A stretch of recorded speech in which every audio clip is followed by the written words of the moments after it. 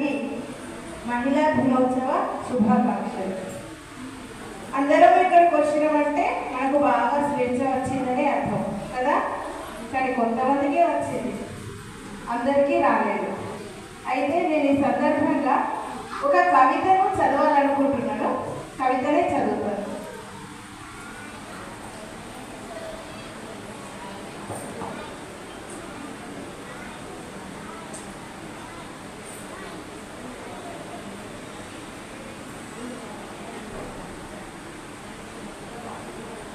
మనకు మన బాల్యం నుంచి అమ్మాయి అంటే ఇట్లా ఉండాలి, అమ్మా నాన్నలు చెప్పినట్టుగా వినాలి, ఎక్కడికి వెళ్ళినా తల వంచుకొని వెళ్ళాలి, అత్తగారింటికి వెళ్ళిన తర్వాత అత్తగారింట్లో కూడా అత్త మామలు చెప్పినట్టుగా వినాలి.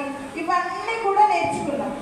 మనకంటూ ఒక ఇష్టము ఉంటుంది, కానీ మన ఇష్టాన్ని లేదంటే మనల్ని ఎవరైనా ఏమన్నంటే మనం ఎదిరించడం, మన అస్తిత్వాన్ని నిలుపుకోవడం కోసం ప్రయత్నించడం, ఏ ప్రయత్నం చేసినా కూడా అప్పుడు మనల్ని గయ్యాలి అని అంటారు. కాబట్టి ఆ గయ్యాలి శీర్షికతోటి నేను ఒక కవితని ఇప్పుడు చదువుతున్నాను.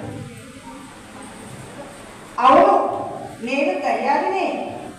తలవంచకు వెళ్ళమన్నారు, పగలబడి నవ్వకూడదన్నారు, బడికి గుడికి తప్ప ఇంకెటూ వెళ్ళొద్దన్నారు, అత్తవారింట అనకువగా ఉండాలన్నారు, ఎవరేమన్నా ఎదిరించకూడదన్నారు, శిరస వహించినంత కాలం నేను సుగుణ సంపన్నురాలని, ఇంటికి మహాలక్ష్మిని, ఇల్లంతా నేనై అందరి తలలో నాలుగగా మసులుకుంటున్న ఏవో పక్కలు, సూటిపోటి మాటలు గుణపాలుగా గుచ్చుతుంటే మౌన నదినైనంత కాలం నేను ఓర్పు గల ఇల్లాలిని, ఊర్చుకుని ఓరిని నశించి కోల్పోతూ శూన్యాన్నైపోతూ నీకెందుకు, నీకేం తెలుసు, వెళ్ళు పని చూసుకో అంటూ కూరలో కరివేపలా తీసి పడేస్తుంటే ఎంతకాలం అని భరించాలి?